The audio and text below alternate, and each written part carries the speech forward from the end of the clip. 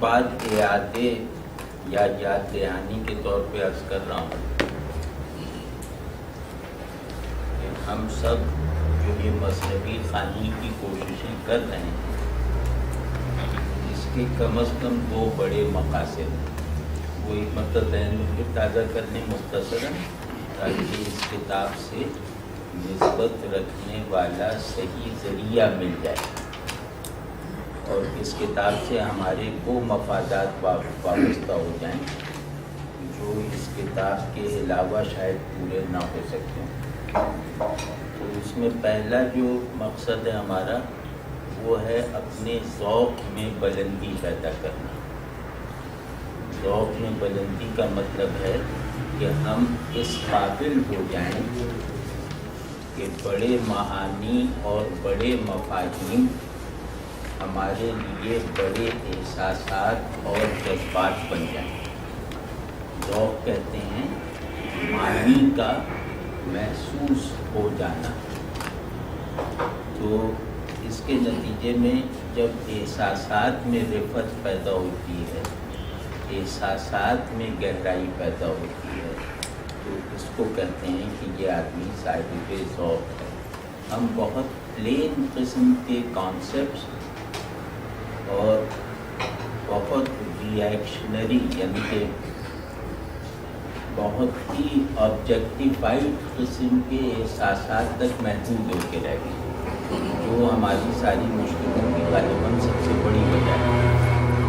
یہ کتاب ہمیں احساسات کی سطحیت اور معنی کے معمولی پن سے یقیناً نکال سکتی ہے، بشرطے کہ آپ اس سے وہ غرض وابستہ کریں جس کو پورے کرنے کا سامان مولانا نے اس کتاب میں رکھا۔ مطلب میں مسجد میں کپڑا خریدنے چلا جاؤں اور کپڑے کی دکان میں نماز پڑھنے چلا جاؤں تو میرے مقاصد پورے نہیں ہو سکتے۔ تو یہ کتاب مجھے کیا فراہم کر سکتی ہے؟ اس سے مطابقت رکھنے والا مطالبہ اس سے رکھنا چاہیے۔ یہ کتاب آپ کے انسان ہونے کی کوالٹی کو بڑھا سکتی ہے۔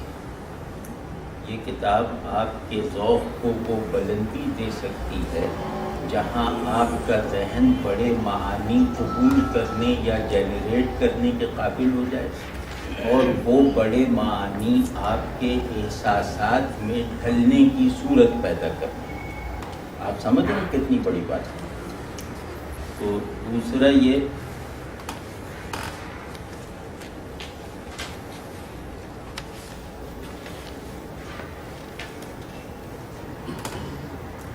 ہم اس کتاب کو اس لیے بھی پڑھنا چاہتے ہیں کہ ہم اپنی روایت کے پورے تھیمیٹک اسٹرکچر کو نہ صرف یہ کہ سمجھنا چاہتے ہیں، بلکہ اپنے آپ کو اس کے تسلسل کا ایک فعال عنصر بھی بنانا چاہتے ہیں۔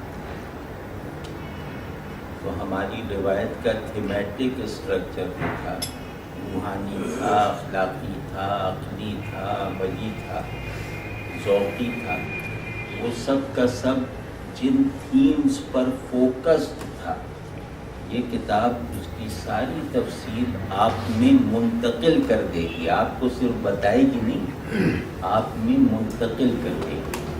تو اس طرح اس کو سننا اور اس کو پڑھنا، یہ پوزیشن لے کے کریں کہ مجھے اس سے ذوق اخذ کرنا ہے، مجھے اس سے اپنی روایت کے تھیمیٹک اسٹرکچر میں داخلے کا دروازہ کھلوانا ہے۔ واضح ہے یہ بات؟ اب پڑھیں۔ چن کے دانستم کہ رنجت چیز زود،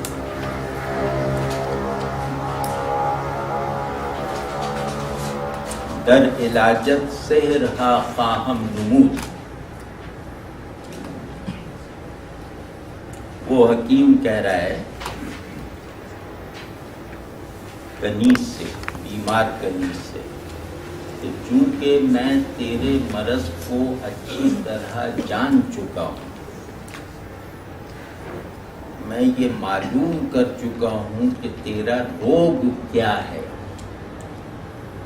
تو مرض اگر معلوم ہو جائے تو دوا دینے کی استعداد تو وہ لے کر آیا ہے، کیونکہ وہ طبیب الہی ہے۔ طبیب الہی کہتے ہیں جو اللہ کی معرفت رکھتا ہو، جس کو حاضر کے علم کے لیے کوشش کرنی پڑتی ہو، غائب کے علم کے لیے اسے کوئی کاوش نہیں کرنی پڑتی۔ اس کو سمجھ میں کہ طبیب الہی یعنی اللہ کی معرفت رکھنے والا کون ہوگا؟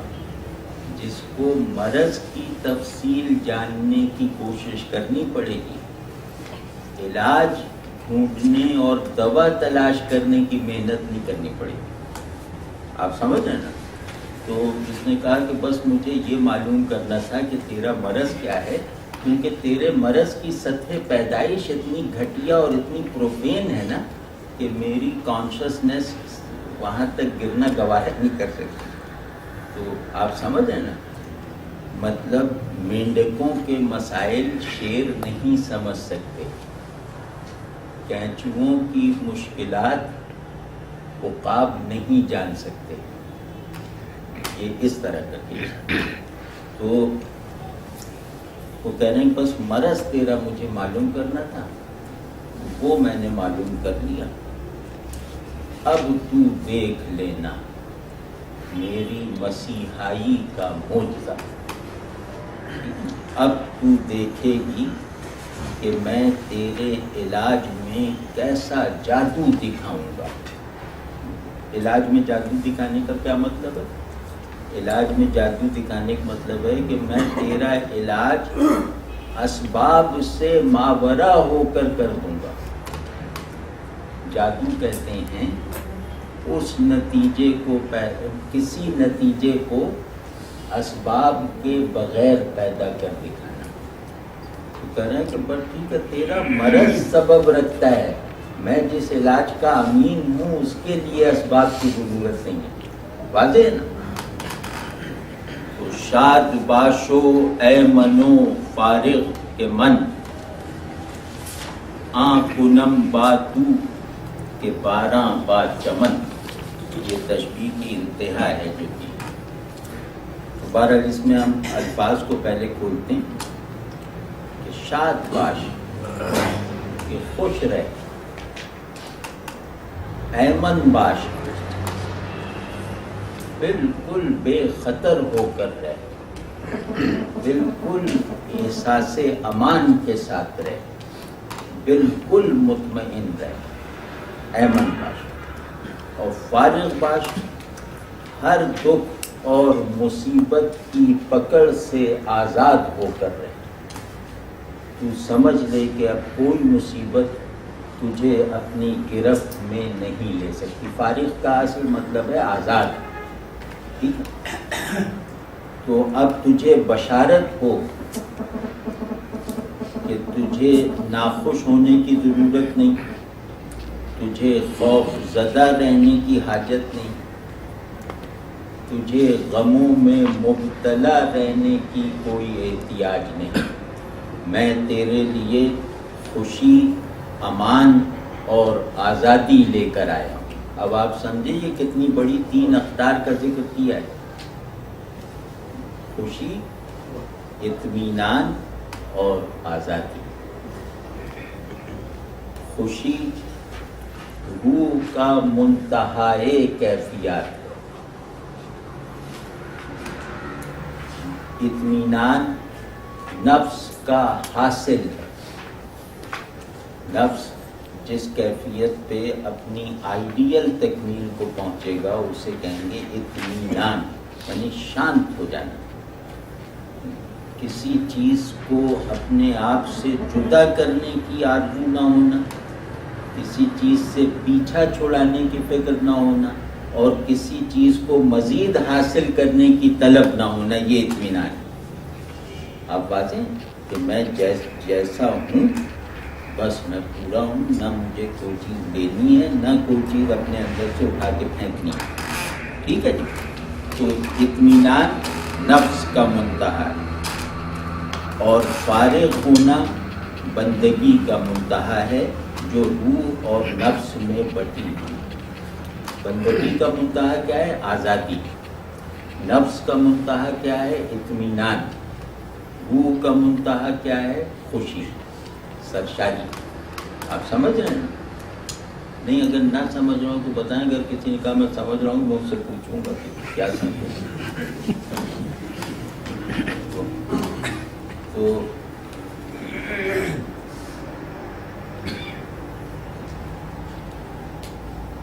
میں خیر ابھی اسے کھولتا ہوں لیکن اتنا سمجھ لیجیے کہ میں تیرے لیے روح کی فلاح، نفس کی مراد اور بندگی کی منزل لے کر آیا ہوں. اب میں یہ سب چیزیں لے کر آیا ہوں تو اگلا مصرع بالکل قابل یقین بنا دیا کہ آنکھ کنم با تو کہ 12 با چمن، میں تیرے ساتھ وہ کروں گا جو بارش چمن کے ساتھ کرتی. یعنی میں تیری بہار بن کر آیا ہوں. میں تیرے تمام پوشیدہ امکانات کو نمو دے کر ظاہر کرنے کے لیے آیا ہوں. میں تیرے زمینی پن میں سماوی جوہر پیدا کرنے کے لیے آیا ہوں.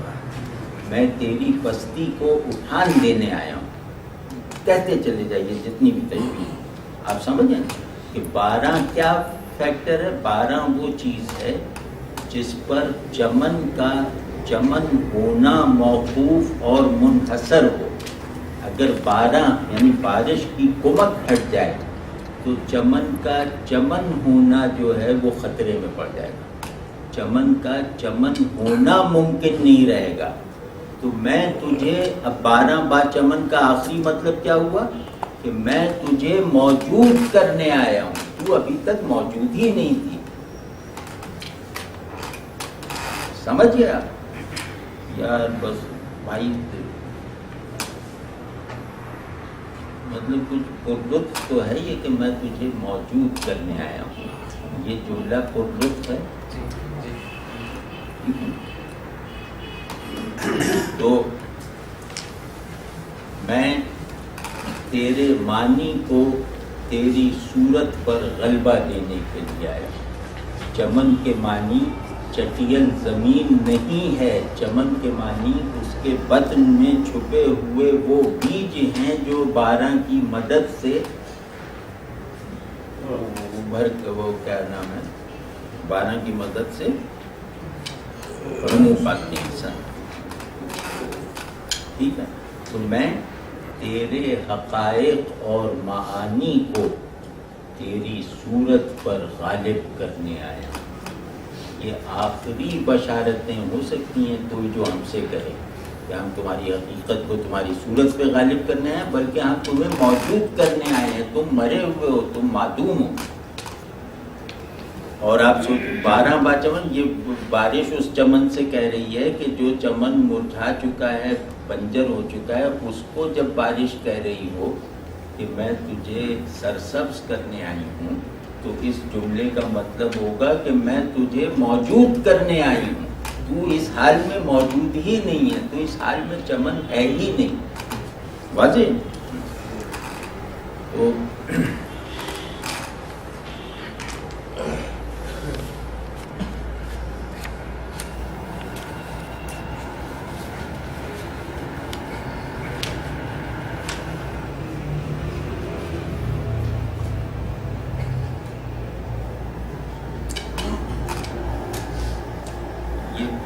اگلی مرتبہ اور کھولوں گا شادی اور امان اور فراغت کو. ابھی 12 لکھنا تھا. من غمے تو می خرم تو غم مخور. آپ حکیم کو اس کی پوزیشن پہ رکھ کر سمجھیے گا کہ یہ مبشر ہے اللہ کی جناب سے، اللہ کی طرف سے بشارت دینے آیا ہوا ہے.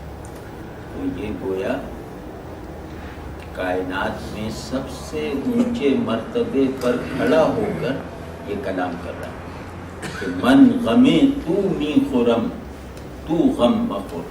اور اس سے آپ نے مانا کتنی تاکید اور کتنی شیورٹی ہو گئی ہے کہ یہ میں اور آپ کسی دوست سے نہیں کہہ رہے کہ تم بے فکر رہو، میں جو تمہارے ساتھ.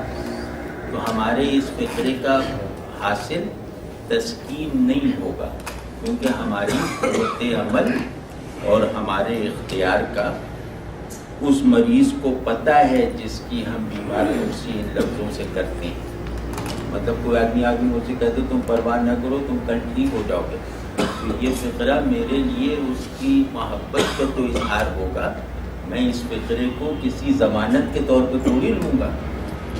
لیکن اب یہ آدمی وہ ہے جس کی بشارت کو یقینی جاننا ضروری ہے، یہ پوزیشن لے کر ہے، اس وجہ سے اس میں ایک تیقن آ گیا ہے کہ من غم تو میں خرم تو غم مکو، کہ میں تیری غم خاری کروں گا، میں تیرا دکھ بٹاؤں گا، میں تیرے روگ کو ہینڈل کروں گا، تو پریشان مت ہو، تو دکھی مت ہو، تو اپنے آپ کی طرف سے بھی فکر مند نہ ہو، کیونکہ میں تجھ پر تیرے مقابلے میں زیادہ اختیار اور تصرف اور رسائی رکھتا ہوں۔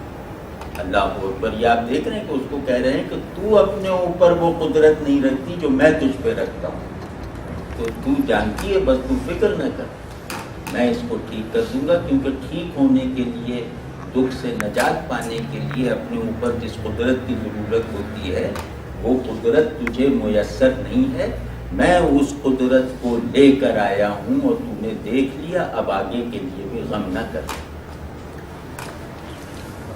پر تو من مشفق ترم اسد پدر، کہ میں تجھ پر سینکڑوں باپوں سے زیادہ شفیق ہوں، میں تجھ پر ایسی شفقت کروں گا جو 100 باپ مل کر بھی نہیں کر سکتے۔ اب اس میں وہ حدیث کی رعایت ذہن میں آتی ہے کہ 70 ماؤں کے برابر اللہ محبت کرتا ہے، تو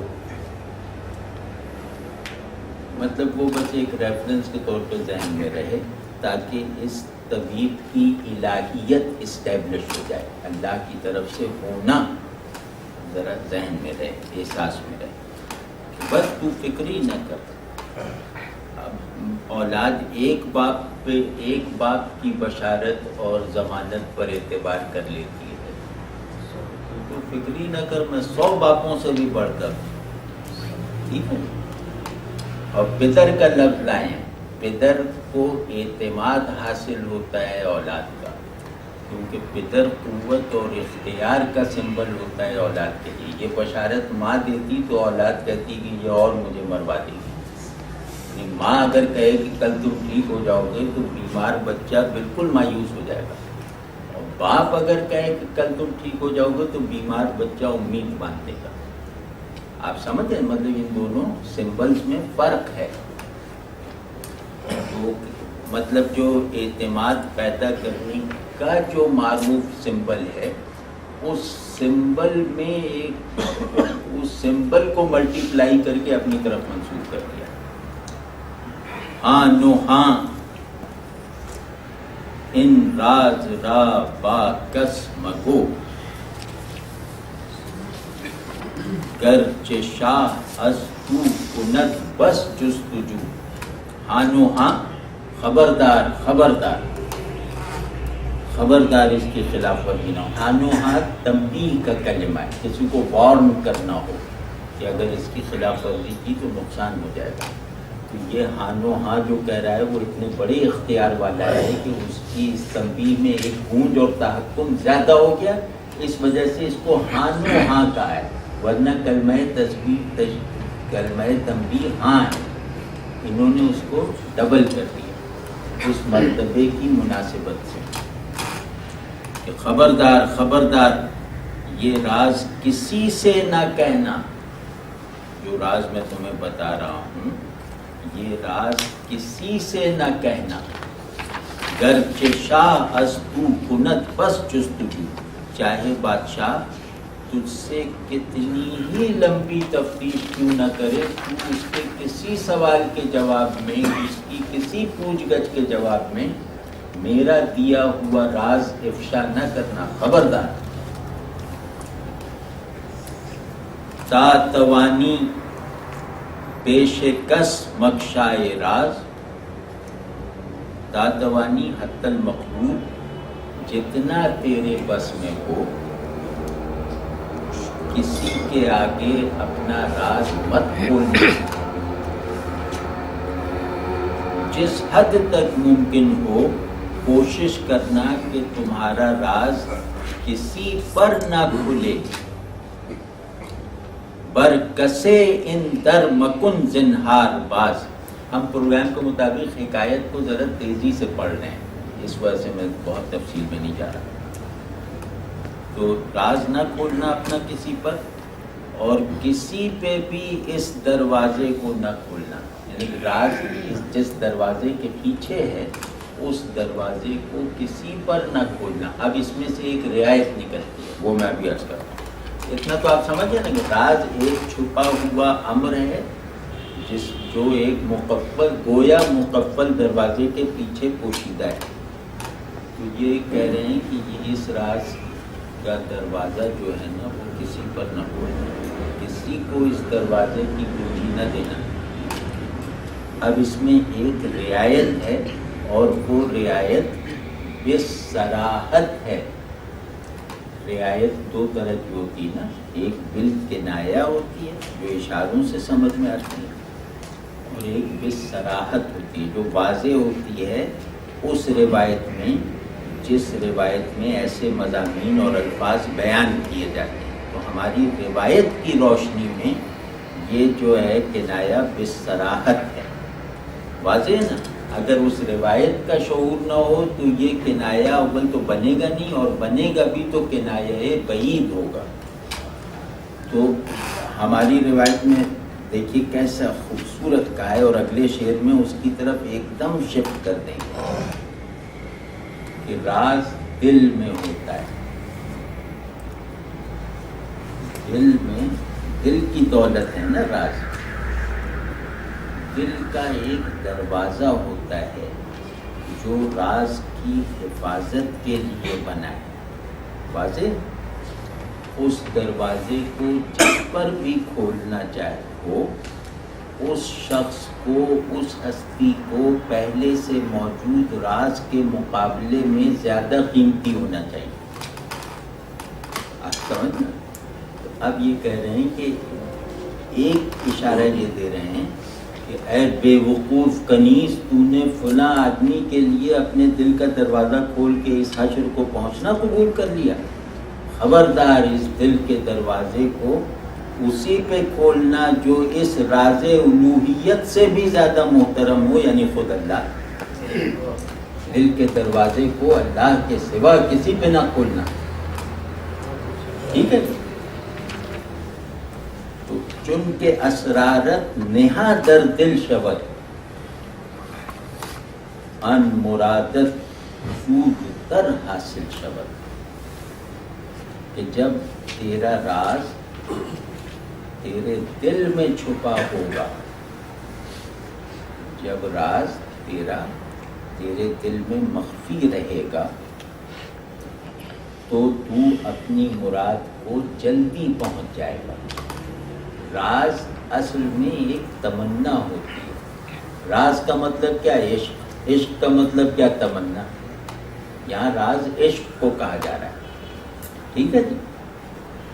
دل کی سب سے قیمتی متاع عشق۔ اس عشق کے کو، یہ عشق جس تہ خانے میں رکھا ہوا ہے وہاں اسی کو لاؤ جس پر یہ عشق نثار کرنا زیب دیتا ہو۔ تو اب وہ کہہ رہے ہیں کہ بھائی،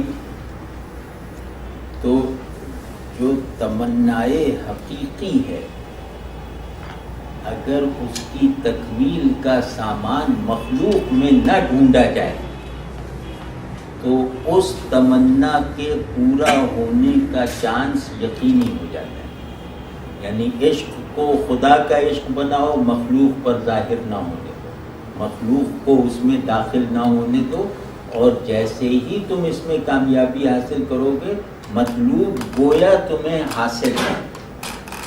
ہاں، تو مرادت کا مطلب ہے مراد حقیقی، جو انسان اپنے عشق کی قوت اور مطالبے پر چاہتا ہے اسے کہتے ہیں مراد۔ یعنی مراد اس منزل کو کہتے ہیں جس کے لیے آدمی خود کو بھی چھوڑ سکتا ہے اور راستے کو بھی رد کر سکتا ہے. آپ سمجھیں مراد اسے کہتے ہیں جو آدمی کے لیے مرنے جینے اور اپنی ذات سے زیادہ حقیقی اور اہم ہو. واضح ہے یہ بات؟ تو اب کہہ رہے ہیں کہ اگر ایسی مراد تیرے دل میں ہے، اگر تیرا دل صاحب راز اور حامل عشق ہے، تو اس کو ان پیڑ پودوں اور ان مردوں عورتوں پر نہ ضائع کرو. اب اس کو چھپا کے رکھو تو اس کی قوت محفوظ رہے گی، اور اس کی قوت اگر محفوظ رہے گی تو اس کا مطلوب حاضر رہے گا. عشق اس طلب کا نام ہے جو مطلوب کو غائب نہیں رہنے دیتی. آپ سمجھے نا یار، اتنی بات تو ضرور سمجھنی چاہیے کہ طلب سچی وہ ہے جس میں مطلوب غیر حاضر نہ ہو، مطلوب حاصل ہو. خیر اللہ نصیب فرمائے. تو گفت پیغمبر صلی اللہ علیہ وسلم ہراں کو سر نہف. پیغمبر علیہ السلام نے فرمایا کہ جس شخص نے اپنا راز چھپا لیا، جو شخص اپنا بھید مخفی رکھنے میں کامیاب رہا، جس شخص نے اپنے دل کے جوہر کو معمولی چیزوں پر ضائع نہیں کیا، زود گردد با مراد خیش جفت، وہ بہت جلد اپنی مراد کو اس طرح پہنچے گا جیسے یہ انگلی اس انگلی کو پہنچ جاتی ہے. اس کو کہتے ہیں جفت. کہ یہ کلمے کی انگلی کی مراد یہ بیچ کی انگلی ہے، تو یہ انگلی یوں ہو جائے تو اس کا مطلب با مراد خیش جفت. ٹھیک ہے جی. تو وہ فوراً اپنی مراد کو پہنچ جائے گا. اور اس کو صوفی ڈسکورس کے پس منظر میں دیکھیے تو اس کا مطلب ہے کہ جس نے اللہ کے راز عشق کو مخلوق پر افشا ہونے سے بچایا، وہ جلد ہی واصل باللہ ہو جائے گا. ٹھیک ہے. دانا چون اندر زمین پنہا شود، کہ دانا جب زمین کے اندر مخفی رہتا ہے، دانا جب زمین میں چھپ جاتا ہے، بعد ازاں سر سبزیے غصتاں شبد، تو اس کے کچھ ہی بات جو ہے وہ باغ کی سر سبزی کا موجب بن جاتا ہے. دانا اپنے آپ کو زمین پہ چھپا کر اظہار کی ساری دنیا کو وجود اور کمال بخشتا ہے. آپ دیکھ رہے ہیں کتنی بڑی بات ہے. ایک دانہ اپنے آپ کو مٹی میں داب کر عالم ظہور کی ساری رنگینی اور معنویت اور ہستی پیدا کر کے دکھا دیتا ہے. تو تم اپنے باطن کو اتنا قوی رکھو کہ عالم ظاہر کی ہر شے کا انحصار تم پر ہو جائے. تو عالم ظاہر تمہارے باطن کے باطن ہونے کی وجہ سے موجود ہے. جس دن تم اپنے باطن سے دستبردار ہو گئے، اس دن یہ عالم ظاہر غائب ہو جائے گا. یہ عالم ظاہر میرے باطن کی نمود ہے. یہ کہہ رہے ہیں مولانا، یہ جو عشق کا راز ہے یہ اللہ کے لیے فنا کرے گا اور مخلوق کے لیے اسباب بقا پیدا کرے گا. اللہ کے لیے یہ فنا کا مرتبہ ہے، مخلوق کے لیے یہ سبب بقا ہے. یہ کہہ رہے ہیں تھیم یہ ہے. واضح ہے یہ بات.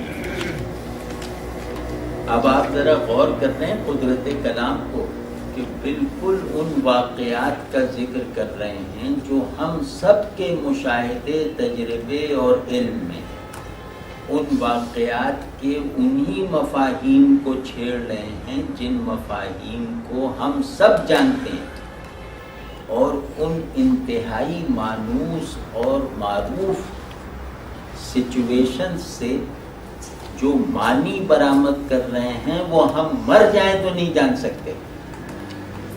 آپ سمجھ گئے؟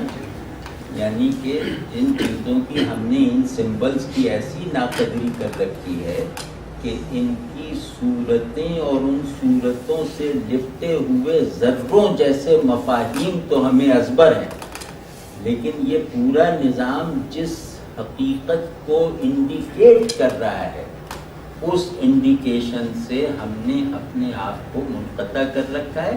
مولانا آج اس لیے آئے ہیں کہ ہمیں اس انقطاع سے باہر نکال دیں اور ہمیں اس دنیا کی سمبلائزیشن کے نیچرل عمل میں ڈلنے کے دوبارہ قابل بنا دیں۔ تو اس کو اس شکر گزاری کے ساتھ دیکھیے کہ یہ ایک آدمی آیا ہے جو مردے کو پیغام دے رہا ہے کہ زندہ ہو جا، اور مردہ ایک آنکھ کھول کے کہتا ہے کہ زندہ نہیں ہونا، مطلب کیسی بد نصیبی کی بات ہے۔ خیر، ذر و نقرہ گر نبودندے نہاں، پرورش کے یافتندے زیر کاں، کہ اگر سونا اور چاندی وغیرہ چھپے ہوئے نہ ہوتے، مدفون نہ ہوتے، تو یہ کان کی تہ میں کیسے پرورش پا لیتے؟ اگر سونے کا تنا زمین سے باہر نکلا ہوا ہوتا تو یہ زمین کے اندر پرورش پا ہی نہیں سکتا تھا، یا یہ زمین کے اندر کار فرما اس نظام پرورش سے فیض یاب نہیں ہو سکتا تھا جو اسے سونا بناتی ہے۔ آپ سمجھیں نا؟ تو کائنات کی سب سے قیمتی چیزیں وہ ہیں جنہوں نے کائنات میں مروج بینائی کی زد سے باہر رہ کر اپنی تکمیل کے مراحل طے کیے۔ یہ ذر و نقرہ ہے، یعنی سونا چاندی اگر چھپے نہ ہوتے تو یہ کان کی تہ میں وہ پرورش کیسے پاتے جس نے انہیں قیمتی اور کامل اور ہمارا محبوب اور مرغوب بنایا ہے۔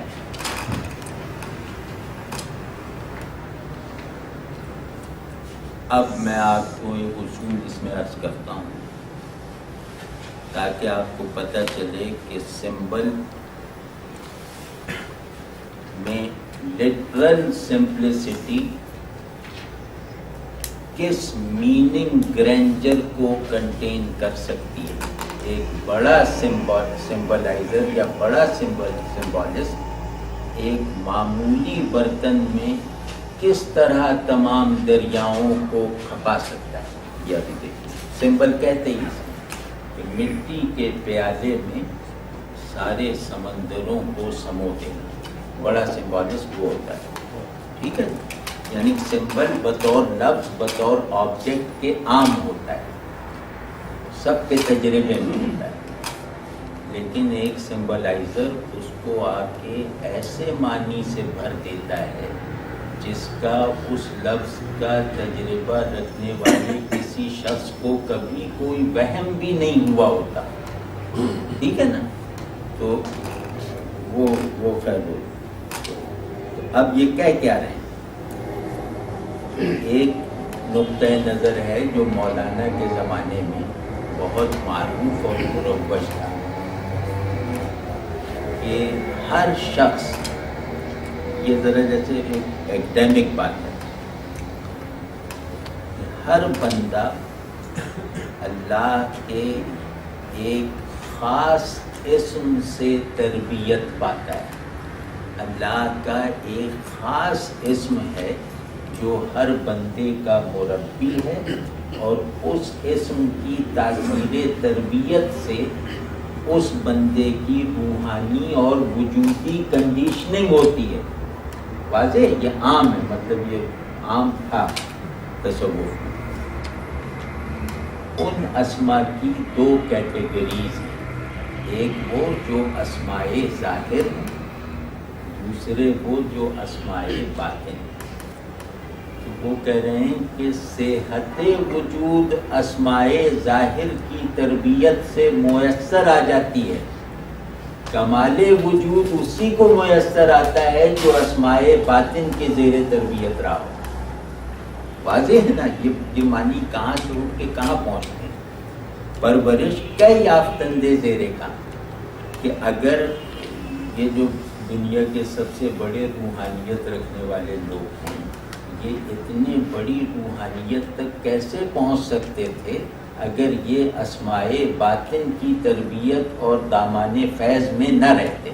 اس کا مطلب یہ اس ڈسکورس میں جو چیز جس زمانے میں بیان کی گئی ہو، اس زمانے میں مروج خیالات سے جوڑ کے اسے دیکھنے سے علم میں ایک طرح کی، جیسے علم کے دائرے میں ایک توسیع کا عمل شروع ہو جاتا ہے۔ واضح